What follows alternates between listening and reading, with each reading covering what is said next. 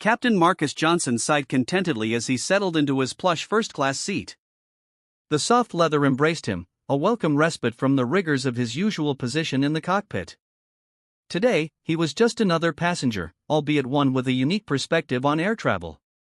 Dressed in comfortable jeans and a casual button-down shirt, he blended seamlessly with the other first-class travelers boarding the transcontinental flight from New York to Los Angeles. As he stowed his carry-on bag in the overhead compartment, Marcus couldn't help but smile. It wasn't often that he got to experience the luxuries of first-class travel from this side of the cockpit door. His dark skin glistened with a thin sheen of sweat, a testament to the humid New York summer he just escaped. He pulled out a dog-eared copy of The Right Stuff from his bag before taking his seat. A bit of light reading about the golden age of aviation seemed appropriate for the journey. The hustle and bustle of boarding continued around him as Marcus cracked open his book. He was vaguely aware of the steady stream of passengers filing past, some casting curious glances his way. It wasn't uncommon for him to draw attention. Even in 2024, a black man in first class was still something of a rarity on many flights. As the last of the first-class passengers settled in, a flight attendant began making her rounds. Sarah, as her name tag identified her, was a petite blonde with a practiced smile that didn't quite reach her eyes. She moved efficiently from passenger to passenger, offering pre-flight drinks and ensuring everyone was comfortable. When she reached Marcus, however, her smile faltered for just a moment. "Excuse me, sir," she said, her voice low and measured. "I believe there may have been a mistake with your seating assignment. May I see your boarding pass?" Marcus looked up from his book, momentarily confused. He reached into his pocket and produced the ticket, handing it over without comment. Sarah examined it closely, her brow furrowing as she looked from the ticket to Marcus and back again. "I'm sorry, sir, but there seems to be an error," she said, her voice taking on a slightly patronizing tone. "This ticket is for first class, but I'm afraid we don't have any more first-class seats available. I'll need to ask you to move to the economy section." Marcus blinked, taken aback by the request. He'd encountered subtle forms of discrimination before, but this was remarkably blatant. "I'm sorry, but I don't understand," he replied calmly. "My ticket clearly states that this is my assigned seat.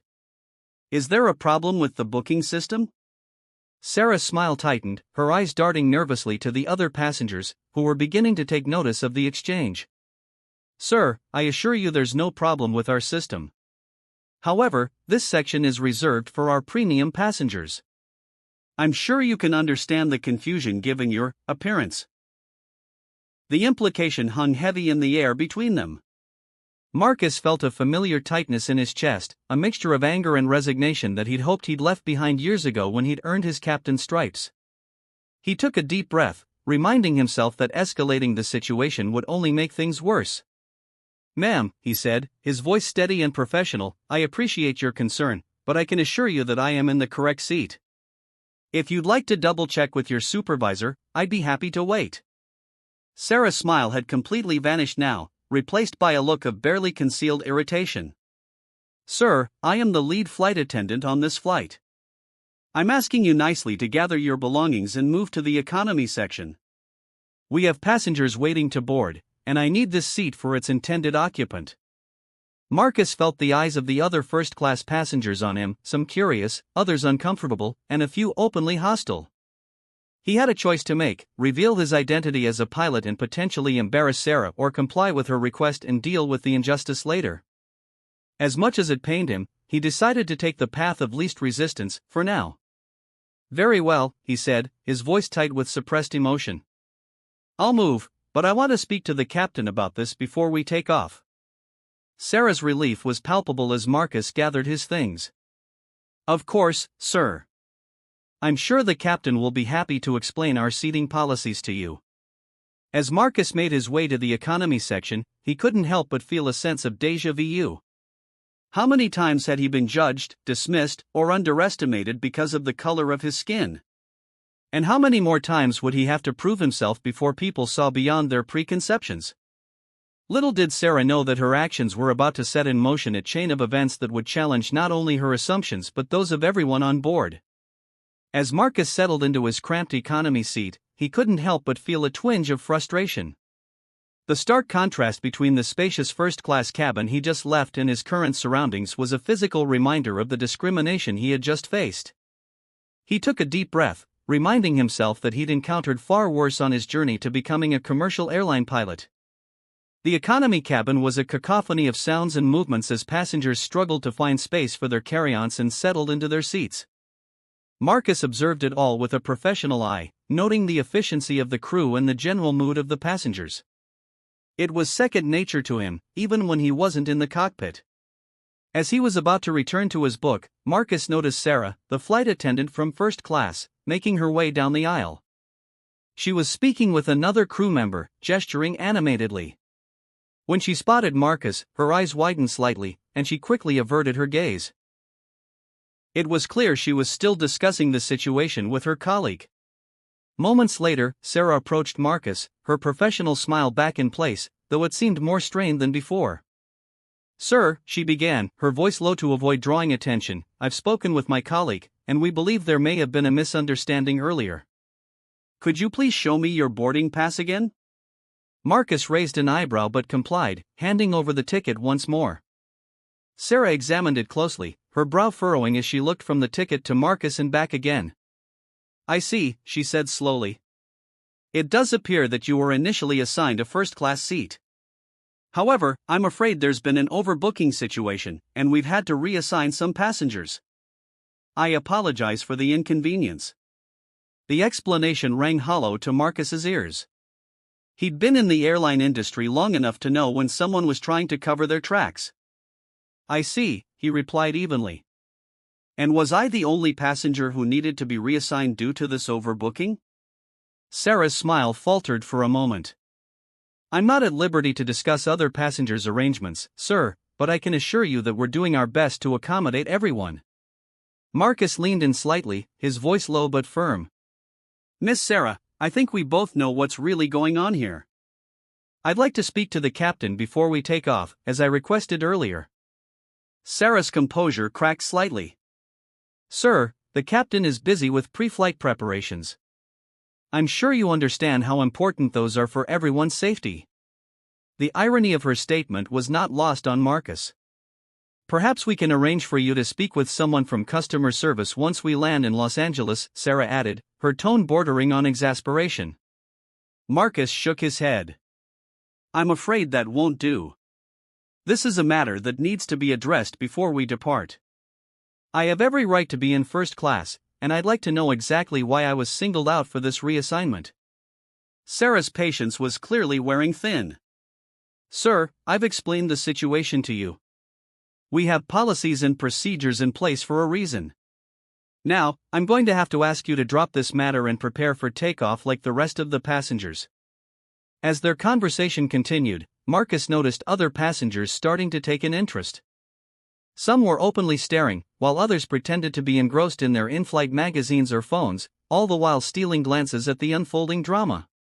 A middle-aged woman across the aisle leaned over. "Is everything all right?" she asked, her voice tinged with concern. Before Marcus could respond, Sarah interjected. "Everything's fine, ma'am. Just a minor seating issue we're resolving."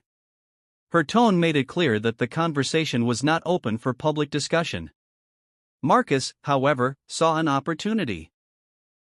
"Actually," he said, addressing both the woman and Sarah, "I was originally seated in first class, but I've been asked to move without any clear explanation. I'm simply trying to understand why." The woman's eyes widened, and she looked from Marcus to Sarah, clearly unsure how to respond. Sarah's smile became even more forced. "Sir, as I've explained, it was a necessary reassignment due to overbooking. Now, if you'll excuse me, I need to finish preparing the cabin for takeoff." As Sarah turned to leave, Marcus called after her. "I still want to speak to the captain. I'll wait here, but I expect this to be resolved before we take off." Sarah paused, visibly conflicted. Finally, she nodded curtly. "I'll see what I can do," she said before hurrying away. As the minutes ticked by, Marcus could feel the tension in the cabin growing. Whispers and curious glances were directed his way, and he knew that his stand was causing a stir. But he also knew that sometimes standing up for what's right meant making others uncomfortable. He settled back into his seat, his mind racing. How would this situation play out? Would the captain intervene? And what would happen when the truth of his identity finally came to light? Just as the engines began to rumble to life, Marcus noticed a commotion at the front of the cabin. Sarah was engaged in what appeared to be a heated discussion with another crew member. Their voices were low, but their body language spoke volumes. Sarah's face was flushed, her gestures animated as she seemed to be pleading her case. The other crew member, a tall man with salt and pepper hair, looked stern and unyielding. As Marcus watched, the man's eyes suddenly locked onto his. There was a moment of recognition, followed by what Marcus could only describe as dawning horror. The man quickly turned back to Sarah, said something that made her blanch, and then began making his way down the aisle toward Marcus. The other passengers, sensing that something significant was about to happen, fell into an expectant hush. Even the constant background noise of shuffling bags and clicking seatbelts seemed to fade away. The man reached Marcus's row and leaned in, his voice low and urgent. "Captain Johnson," he said, the question more of a formality than a real inquiry. "I'm First Officer Derek Stevens. There seems to have been a terrible misunderstanding. Would you please come with me?" A ripple of shocked murmurs spread through the nearby passengers. Marcus could hear snippets of conversation. "Did he say captain? I thought he was just another passenger. Oh my God, what have they done?" Marcus stood slowly, his eyes never leaving First Officer Stevens's face. "I'd be happy to," he said, his voice calm but carrying an undercurrent of steel. "I believe I have some things to discuss with the crew." As Marcus followed First Officer Stevens toward the front of the plane, he could feel the weight of every eye in the cabin on him. The whispers had grown louder, a mix of outrage, embarrassment, and disbelief. He caught sight of Sarah standing rigid by the galley, her face a mask of mortification. First Officer Stevens led Marcus to the cockpit door, pausing before he opened it. "Captain," he said, his voice heavy with regret, "I want to apologize on behalf of the entire crew. This should never have happened." Marcus nodded, acknowledging the apology but not yet ready to accept it. As the cockpit door swung open, he straightened his shoulders and stepped inside, ready to face whatever came next. The familiar environment of the cockpit, with its myriad of instruments and controls, felt like a homecoming. Yet, the faces of the crew members inside, a mix of shock, embarrassment, and dawning recognition, reminded him that this was far from a normal day at work. The current captain, a middle-aged man with graying temples, stood from his seat, his face a mixture of confusion and growing realization. "Captain Johnson," he said, extending his hand, "I'm Captain Robert Chen. I'm not sure I understand what's happening here." Marcus shook the offered hand firmly, his demeanor professional despite the churning emotions beneath the surface. "Captain Chen," he began, "it seems there's been a significant misunderstanding. I was supposed to be your relief for the second leg of this flight, but due to some issues with the cabin crew, I was removed from my first-class seat and relegated to economy." Captain Chen's eyes widened, darting between Marcus and First Officer Stevens, who had followed them into the cockpit. "Removed from first class? But why on earth?" He stopped short, the implication hanging heavy in the air. Marcus took a deep breath, choosing his words carefully. "I believe there were some assumptions made about my right to be in the first-class cabin based on my appearance." The silence that followed was deafening. Captain Chen's face flushed red, a mix of embarrassment and anger clouding his features. "This is completely unacceptable," he said, his voice tight with controlled fury. "I assure you, Captain Johnson, this will be dealt with immediately." As if on cue, there was a knock on the cockpit door. First Officer Stevens opened it to reveal Sarah, the flight attendant who had been at the center of the incident. Her face was pale, her usual confident demeanor replaced by visible distress. "Captains," she began, her voice trembling slightly, I've come to apologize. I made a terrible mistake, and I." Captain Chen held up a hand, silencing her. "Sarah, we'll discuss this in detail later. For now, I need you to make an announcement to the passengers. Inform them that there will be a slight delay in our departure due to a crew change, and that I'll be addressing them shortly." Sarah nodded, her eyes darting nervously to Marcus before she retreated from the cockpit. As the door closed behind her, Captain Chen turned back to Marcus, his expression grave. "Captain Johnson, I cannot begin to express how sorry I am for what you've experienced. This is not representative of our airline or our values. I'd like you to take command of this flight as originally planned, if you're willing. I believe it's important that our passengers see you in your rightful position." Marcus considered the offer for a moment. Part of him wanted nothing more than to walk off the plane and put this humiliating experience behind him. But a larger part recognized the opportunity before him, a chance to turn this negative situation into a powerful lesson. "I appreciate that, Captain Chen," Marcus replied. "I'll take command, but first I'd like to address the passengers myself. I think it's important that they understand what's happened here today." Captain Chen nodded solemnly. "Of course. Whatever you feel is necessary." As Marcus changed into his uniform, brought to him by a flustered ground crew member, he could hear the murmur of confused passengers through the cockpit door. News of the crew change had clearly sparked curiosity and speculation. Fully dressed in his captain's uniform, Marcus took a deep breath and stepped out of the cockpit. The cabin fell silent as he made his way to the front of the first-class section. All eyes followed his every move. He could see the shock and dawning realization on the faces of the passengers who had witnessed his earlier confrontation with Sarah. Marcus picked up the intercom handset, his voice steady and clear as he began to speak. "Good afternoon, ladies and gentlemen. I'm Captain Marcus Johnson, and I'll be taking command of this flight to Los Angeles. Before we depart, I feel it's important to address a situation that occurred during boarding." He paused, letting his words sink in. The cabin was so quiet you could hear a pin drop. "Earlier today, I was asked to give up my seat in first class and move to economy, not because of any overbooking issue, but because someone made assumptions about me based on my appearance. I want to be clear, this kind of discrimination has no place in our society, let alone on our airlines." Marcus could see a mix of emotions on the faces before him: shame, anger, sympathy, and in some cases, uncomfortable recognition. "I'm sharing this with you not to assign blame but to remind us all of an important truth. We must look beyond our preconceptions and treat each person we meet with respect and dignity. The color of someone's skin, their gender, or any other external factor should never determine how we value them as human beings." He paused again, his eyes scanning the cabin. "I've chosen to continue as your captain today because I believe in leading by example. I hope that by the end of our flight, we'll all have learned something valuable about judgment, respect, and the power of rising above adversity." As Marcus concluded his address, a slow, steady applause began to build throughout the cabin. It started in first class and spread quickly to economy, growing in volume and intensity. Passengers stood, many with tears in their eyes, offering a standing ovation that spoke volumes about the impact of his words. Sarah, standing at the back of the first-class cabin, looked simultaneously mortified and moved.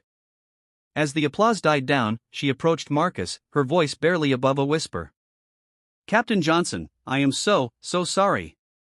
I don't know how to even begin to make this right." Marcus regarded her for a moment, seeing not just the woman who had discriminated against him, but a person capable of growth and change. "Sarah," he said gently, "the first step is acknowledging our mistakes. The second is learning from them. I trust you'll do both." With that, Marcus turned and headed back to the cockpit, ready to guide not just the aircraft but perhaps the hearts and minds of those on board to new heights. As Marcus settled into the captain's seat, he felt a deep sense of purpose that extended beyond simply flying a plane. Today, he wasn't just guiding the aircraft, he was also steering a conversation about fairness, equality, and respect. The atmosphere in the cabin behind him had shifted dramatically, and the ripple effects of his earlier address were already beginning to take shape. Back in the cabin, the passengers were abuzz with conversation. The incident had left an indelible impression on them, sparking a mixture of introspection and dialogue. In first class, an older gentleman leaned across the aisle to speak to his seatmate. "In all my years of flying, I've never seen anything like this," he said, shaking his head. "What happened to that man was disgraceful, but the way he handled it, that's real leadership." His seatmate, a younger woman dressed in a sharp business suit, nodded emphatically. "I saw the whole thing earlier, and I feel terrible now. I wanted to say something, but I didn't." We all just sat here and let it happen. Further back in the economy section, the atmosphere was just as charged. A middle-aged woman dabbed at her eyes with a tissue as she spoke to her husband. To think, we had a hero sitting right here among us, and we didn't even know it. It makes you wonder how many times have we misjudged someone without realizing it. Her husband, a burly man with a gruff demeanor, nodded solemnly. You're right, he said, his voice thick with emotion. It's a wake-up call for all of us. We've got to do better. Toward the rear of the plane, a group of college students who had witnessed the initial confrontation were deep in discussion. Did you see the look on her face when she realized who he was? One of them asked, his tone a mixture of disbelief and uneasy satisfaction. Come on, man, his friend interjected. This isn't about gloating. It's about learning. We all need to check our biases. Be honest, if you saw a black man sitting in first class, what would you think? The question hung in the air, prompting a moment of uncomfortable silence. Meanwhile, Sarah was standing in the galley, visibly shaken. Her hands trembled as she tried to focus on organizing refreshments, but her mind was elsewhere. A colleague approached her, placing a comforting hand on her shoulder. Sarah, are you okay? The colleague asked gently. Sarah shook her head, tears brimming in her eyes. How could I have been so blind, so prejudiced? I've always thought of myself as fair, but today, I was everything I despise. Her colleague squeezed her shoulder reassuringly. What matters now is what you do next. Captain Johnson gave us all a chance to learn and grow from this. Don't waste it. The spontaneous outpouring of support from the passengers continued to grow. Some began writing notes of apology and encouragement for Marcus, while others discussed pooling resources to make a donation to an anti-discrimination organization in the airline's name. The incident had transformed a routine flight into a profound shared experience, causing everyone on board to re-evaluate their own beliefs and actions.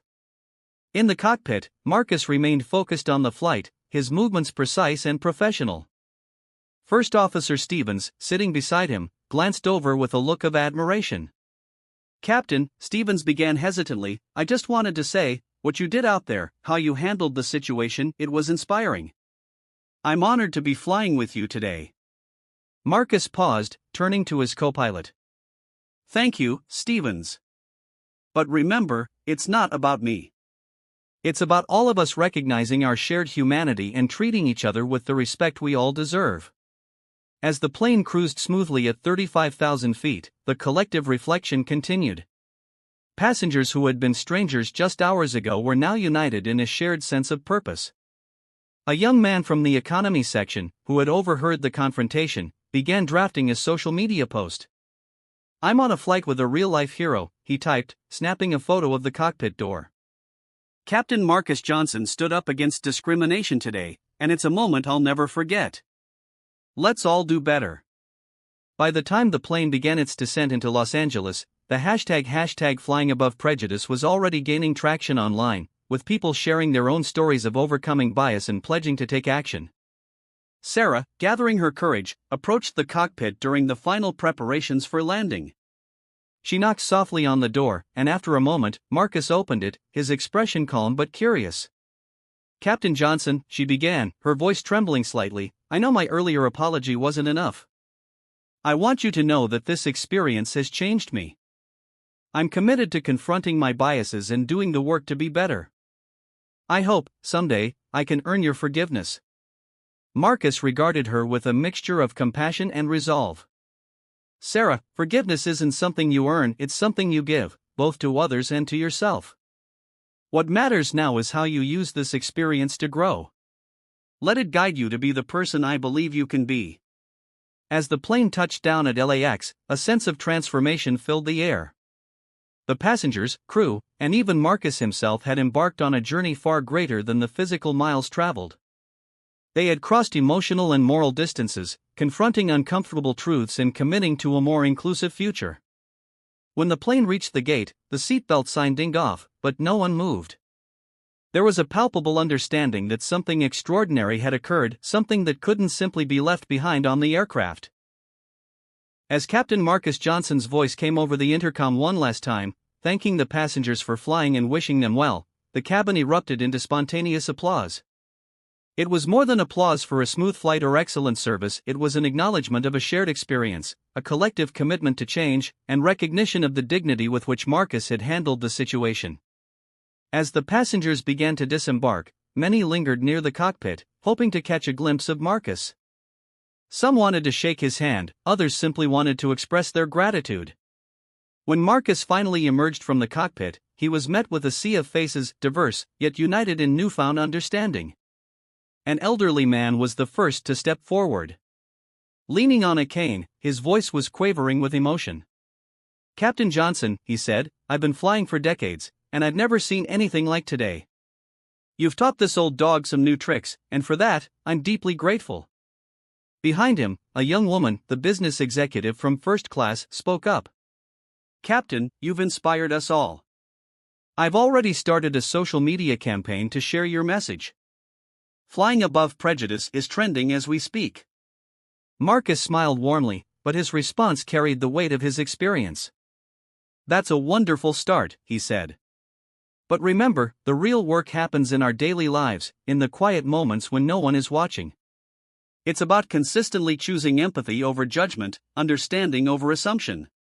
The passengers nodded solemnly, many visibly moved by his words. At the back of the group stood Sarah, her face still pale but her posture determined. She stepped forward cautiously, her voice steady despite the emotion behind it. "Captain Johnson," she said, "I can't apologize enough for what happened. I've already spoken to HR about volunteering for our diversity and inclusion initiatives, and I've signed up for implicit bias training. I know this is only the beginning, but I'm committed to doing better." Marcus studied her for a moment, his expression softening. "That's how change begins," he replied. "One step at a time, one action at a time. Keep going, Sarah." As he spoke, a group of aviation students who had gathered nearby stepped forward. Their faces were filled with admiration. One of them, a young black woman, hesitated before addressing him. "Captain Johnson," she said, her voice filled with emotion, "you've shown us that it's possible to break barriers. Thank you for paving the way." Marcus nodded, looking at the students with encouragement. "The future of aviation and our society rests with you. Dream big, work hard, and never let anyone's assumptions limit your potential. The skies belong to everyone." The students beamed, clearly inspired by his words. As the impromptu gathering began to disperse, Marcus felt a tap on his shoulder. He turned to see First Officer Stevens, his expression a mixture of guilt and resolve. "Captain," Stevens began hesitantly, "I owe you an apology too. I didn't speak up when I should have. I was so focused on the protocols and procedures that I failed to see the bigger picture. It won't happen again." Marcus placed a firm hand on his co-pilot's shoulder. "Thank you, Stevens. Remember, being an ally means using your voice and your position to stand up for what's right, especially when it's uncomfortable. I'm counting on you to do that moving forward." Later that evening, Marcus found himself in the airline's executive offices. Word of the incident had reached the CEO, who had requested an immediate meeting. The CEO, a woman in her late 50s with a commanding presence, greeted Marcus with a mixture of admiration and regret. "Captain Johnson," she began, "first, let me personally apologize for what you experienced. It was unacceptable, and we are committed to addressing this at every level of our organization." She paused, studying Marcus intently. "But I also want to thank you. Your handling of the situation was exemplary. We'd like to work with you to develop a comprehensive diversity and inclusion training program for all our staff. Your insights would be invaluable." Marcus nodded, a sense of cautious optimism filling him. "I appreciate that," he said. "And I'd be honored to contribute. But this can't just be a reactionary measure or a PR move. It needs to be a fundamental shift in culture and policy." The CEO agreed wholeheartedly. "Absolutely. We're committed to making lasting changes. In fact, we'd like to offer you a new role overseeing our diversity and inclusion initiatives alongside your flying duties. Your experience and leadership could transform not just our airline, but the industry as a whole." As Marcus left the meeting, he felt the weight of the day's events settling on his shoulders. He was exhausted, but a spark of hope burned brightly within him.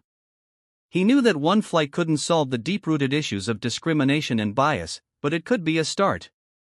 He thought of Sarah and her commitment to change. He thought of the passengers who had been moved to action, the young aviation students inspired to chase their dreams, and the corporate leadership ready to implement systemic improvements. As he walked through the quiet airport, Marcus allowed himself a small smile. Today, he had done more than fly a plane. He had elevated the conversation, challenged perceptions, and set in motion a series of events that could lead to real, lasting change. Tomorrow would bring new challenges and opportunities to break barriers. But for now, Marcus Johnson headed home, knowing that he had soared above prejudice and shown others that they could, too.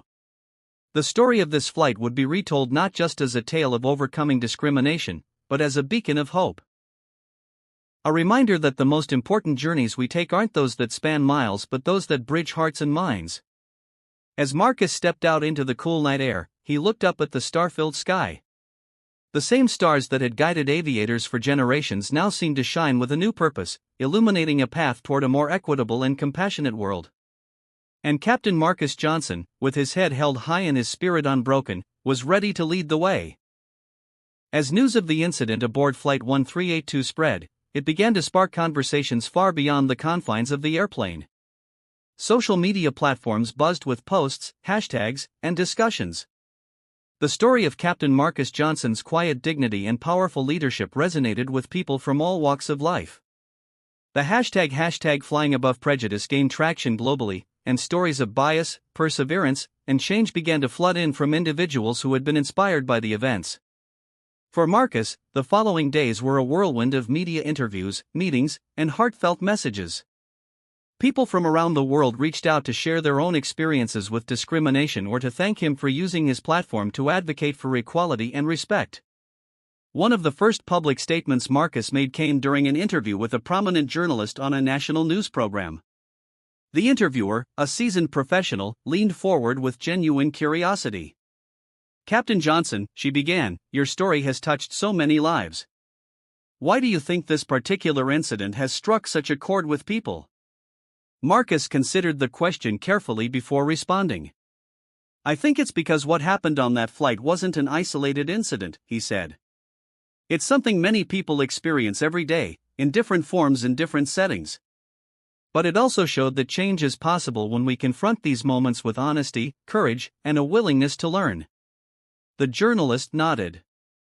"You've become a symbol of resilience and leadership. How does that feel?" Marcus smiled modestly. "I don't see myself as a symbol. I see myself as part of a larger movement. This isn't just about me, it's about all of us recognizing our shared humanity and taking action to create a more inclusive world." The response resonated deeply with viewers, many of whom took to social media to express their admiration and commit to examining their own biases. Meanwhile, within the airline, the aftermath of the flight had already begun to ripple through the organization. Sarah, the flight attendant at the center of the incident, became a vocal advocate for diversity and inclusion initiatives. She volunteered to share her story during employee training sessions, emphasizing the importance of confronting implicit biases in treating all passengers and colleagues with respect.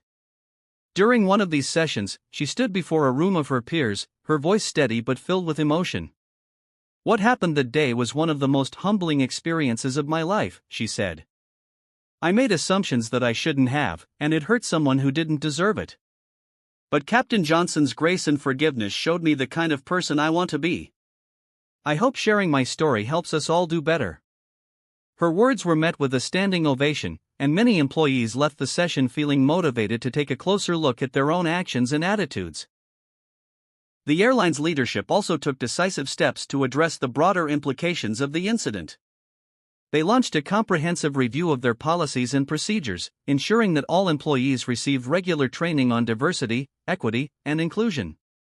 Marcus was invited to serve as a consultant on these initiatives, his insights helping to shape a more compassionate and inclusive corporate culture.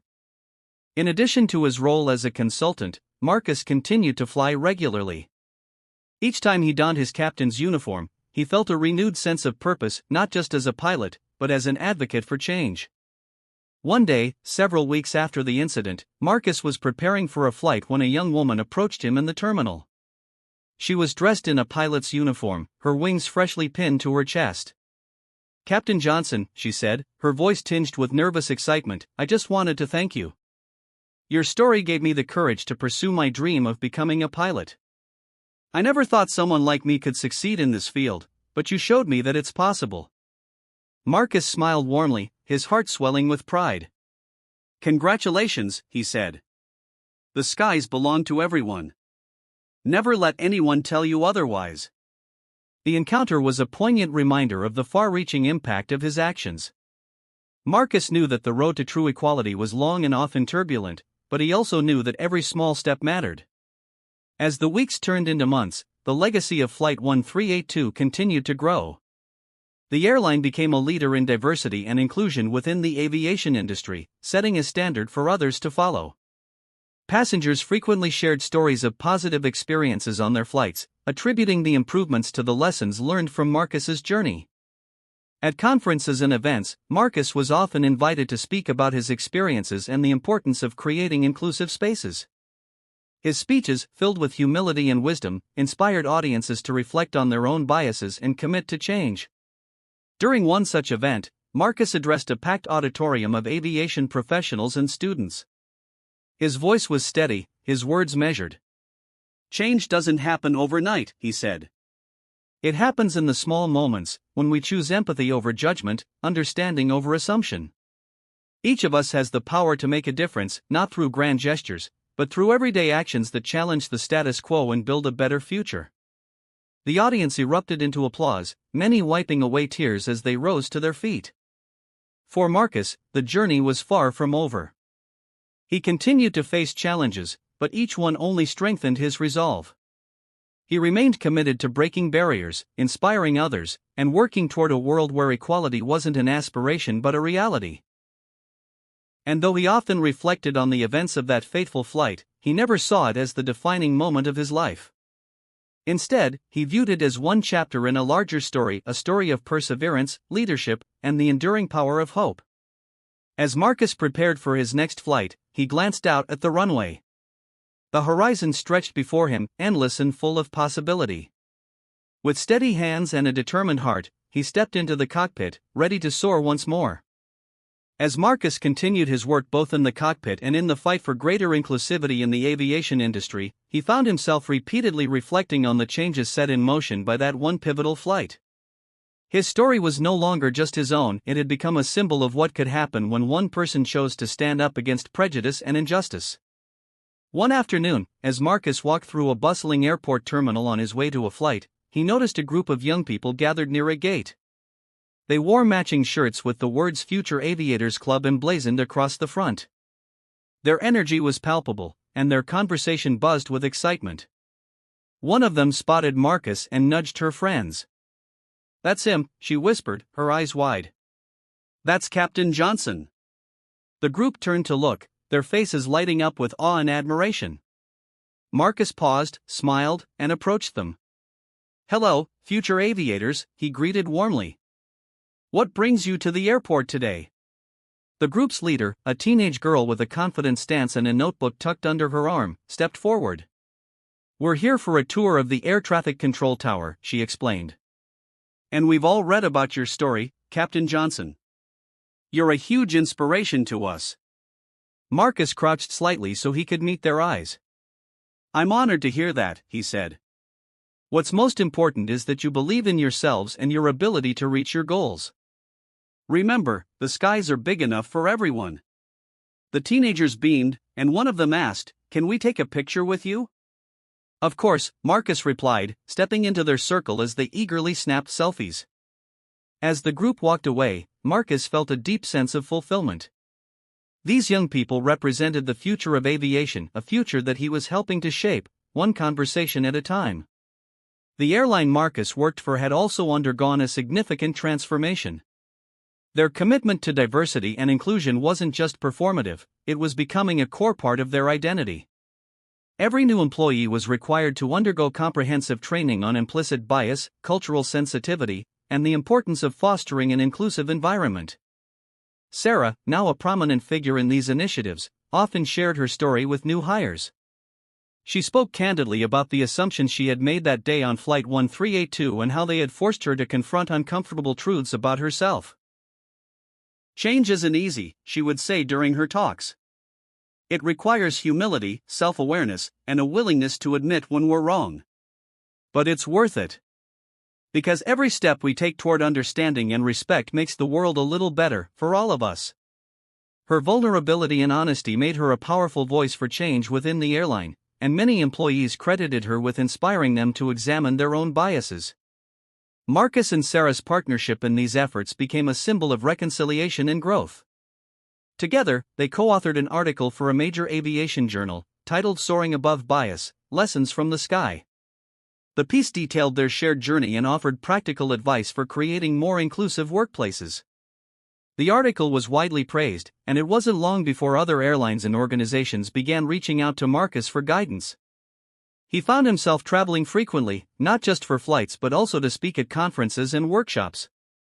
His message was always the same: true change begins with individuals who are willing to listen, learn, and act. One of the most memorable events Marcus attended was a global aviation summit. Leaders from airlines, regulatory agencies, and pilot unions gathered to discuss the future of the industry. Marcus was invited to deliver the keynote address, and as he stood before the packed auditorium, he felt the weight of the moment. "Good morning," he began, his voice steady and clear. "Today, we are here to discuss the future of aviation. But we cannot move forward without acknowledging the challenges we face, not just technical or logistical, but human. Bias, whether conscious or unconscious, has no place in the skies. It limits potential, undermines trust, and holds us back as an industry." He paused, scanning the room. The events of that flight were painful, but they also revealed something powerful: our capacity to grow, to change, and to do better. It starts with each of us choosing respect over judgment, understanding over assumption, and action over complacency. The audience gave him a standing ovation, many visibly moved by his words.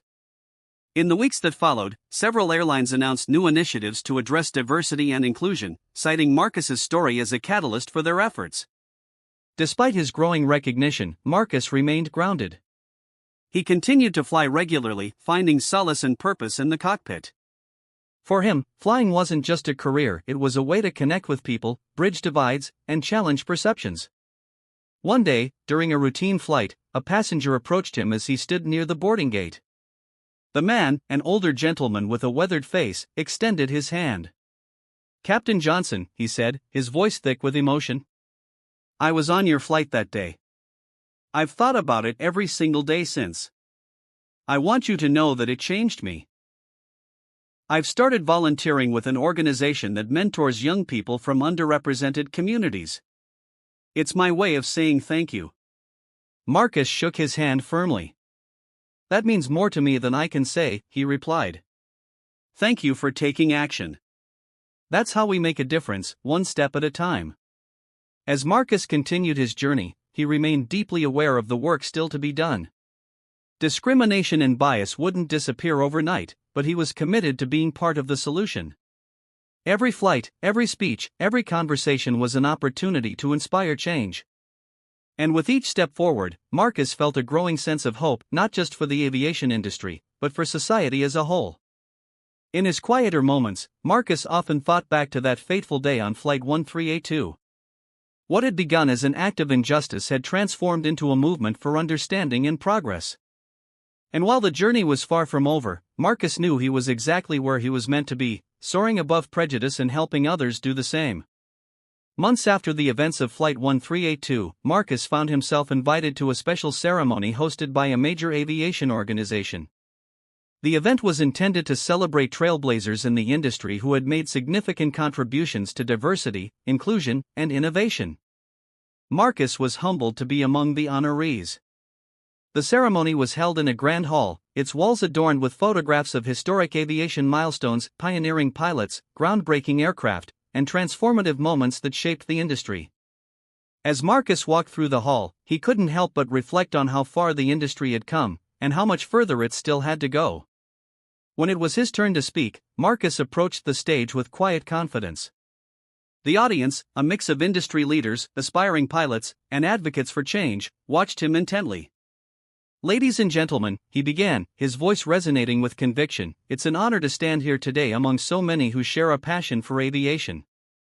Flying has always been about breaking barriers, whether they're made of air, distance, or prejudice. The skies remind us that possibilities are limitless, but they also remind us of the responsibility we carry as stewards of this industry." He paused, letting his words sink in. What happened on Flight 1382 was a moment of reckoning, not just for me, but for everyone involved. It forced us to confront uncomfortable truths and to ask ourselves difficult questions about who we are and who we want to be. And it reminded us that change starts with acknowledging our own biases and committing to doing better. The room was silent, every ear tuned to his words. "Today," he continued, "we celebrate progress, but we also acknowledge the work that remains. Our mission is not just to build safer, faster, and more efficient planes, it's to build an industry that reflects the best of humanity. One where everyone, regardless of their background, feels seen, respected, and valued." The audience erupted into applause as Marcus stepped back from the podium, his words leaving a profound impact on everyone in attendance. After the ceremony, he was approached by numerous attendees, each eager to share how his story had inspired them to take action in their own lives and careers. One of the most memorable encounters that evening was with an older black man who introduced himself as a retired airline mechanic. His eyes shimmered with pride as he shook Marcus's hand. "Captain Johnson," he said, "I worked on airplanes for over 40 years, but I never imagined I'd see the day when someone like you would be leading the charge, not just in the cockpit, but for change. You're making history, son." Marcus felt a lump in his throat as he responded. "Thank you, sir. People like you paved the way for me to be here today. I'm just continuing the journey you started." The man nodded, his smile broad and warm. As Marcus left the ceremony that night, he couldn't help but feel a renewed sense of purpose. The recognition was meaningful, but the real reward was knowing that his actions were making a tangible difference in the lives of others. The following weeks brought more opportunities to advocate for change. Marcus was asked to participate in a televised panel discussion on workplace diversity, alongside leaders from various industries.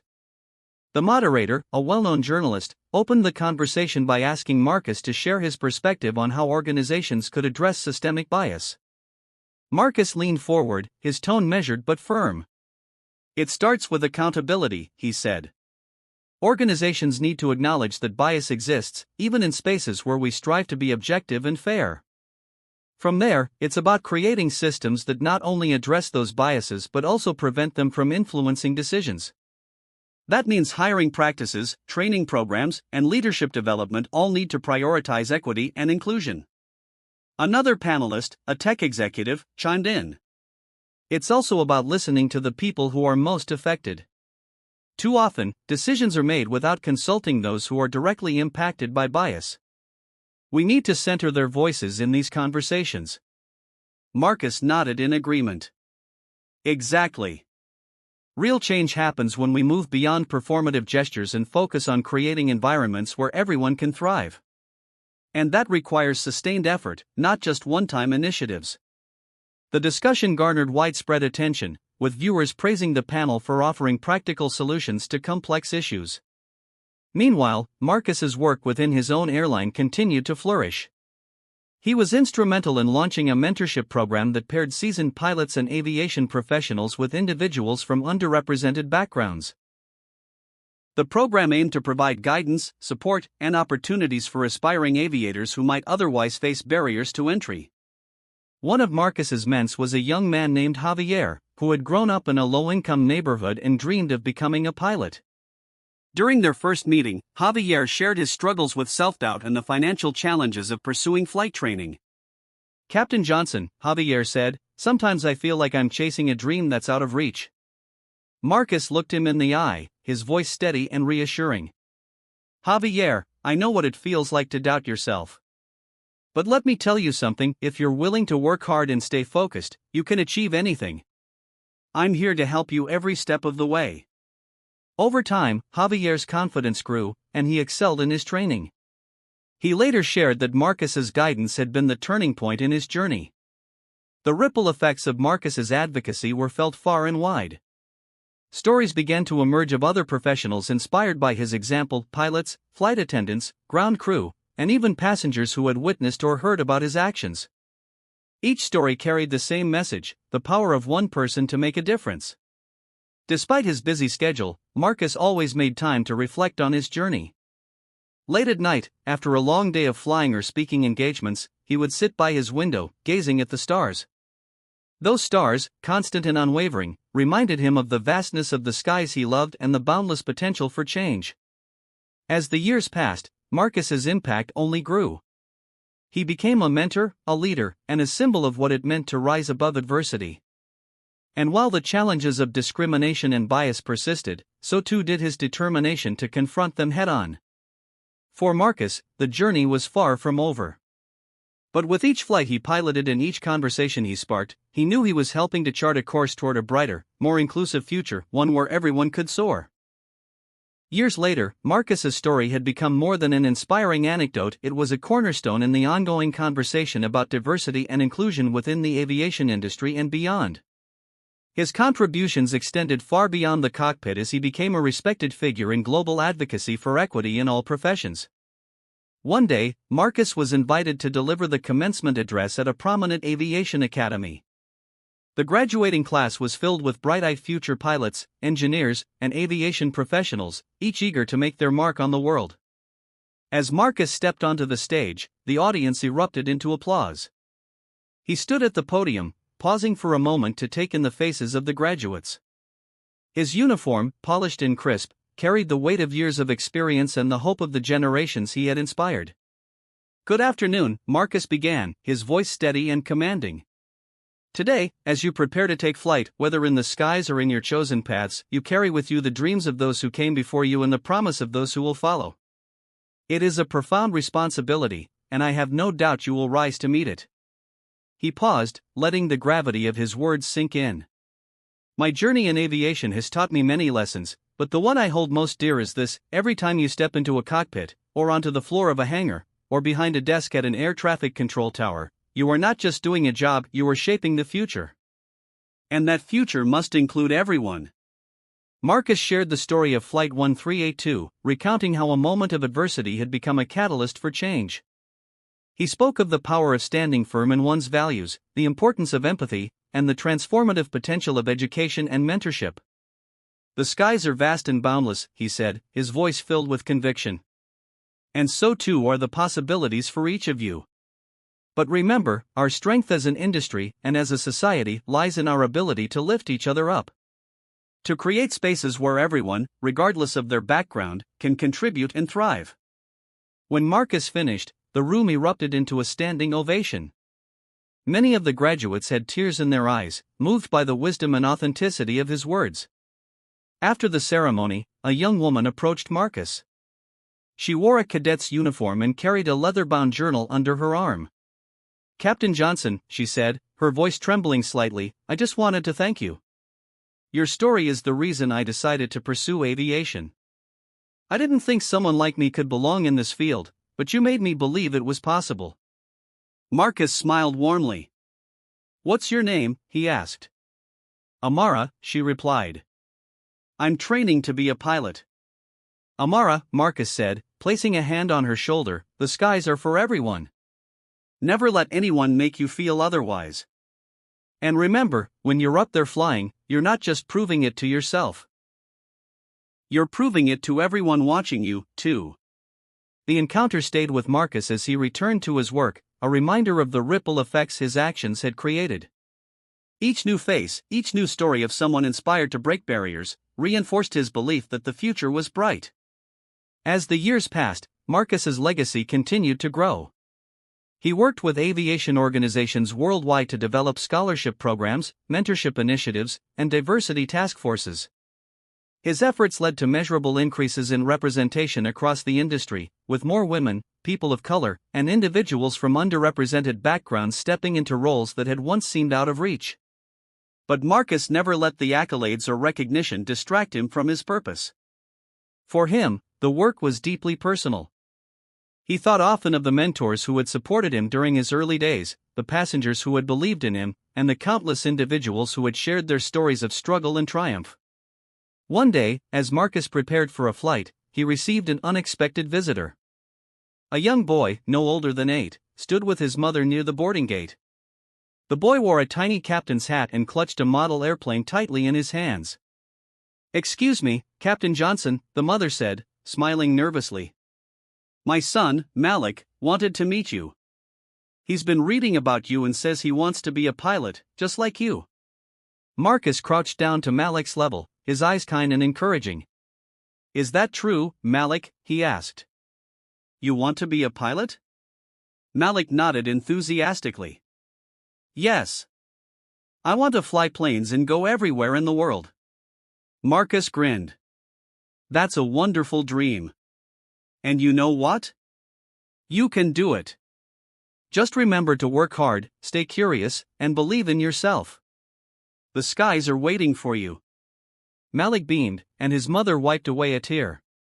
"Thank you, Captain Johnson," she said. "You've given him something to look up to." As Marcus boarded the plane, he couldn't help but feel a swell of pride and gratitude. Each interaction, no matter how small, was a chance to inspire someone else to chase their dreams. Decades later, Marcus's name became synonymous with progress and perseverance. Airports featured plaques and exhibits honoring his contributions, aviation schools taught his story as part of their curriculum, and countless professionals credited him as the reason they had pursued careers in the industry. But for Marcus, the most meaningful moments were the quiet ones, the conversations with aspiring pilots, the letters from passengers, and the knowledge that he had helped pave the way for a more inclusive and equitable future. In his final years as a pilot, Marcus remained as dedicated as ever. Each flight was a reminder of the journey he had taken, not just across the skies, but through the challenges and triumphs that had defined his life. And when the time came to hang up his captain's hat, Marcus did so with no regrets. He had spent his life soaring above prejudice, lifting others as he climbed, and proving that change was not only possible but inevitable. As he watched his last plane take off from the ground, Marcus looked up at the sky, its expanse endless and full of promise. And in that moment, he knew that the work he had done would continue to ripple outward, carried by the winds of progress and the countless individuals he had inspired to reach for the stars.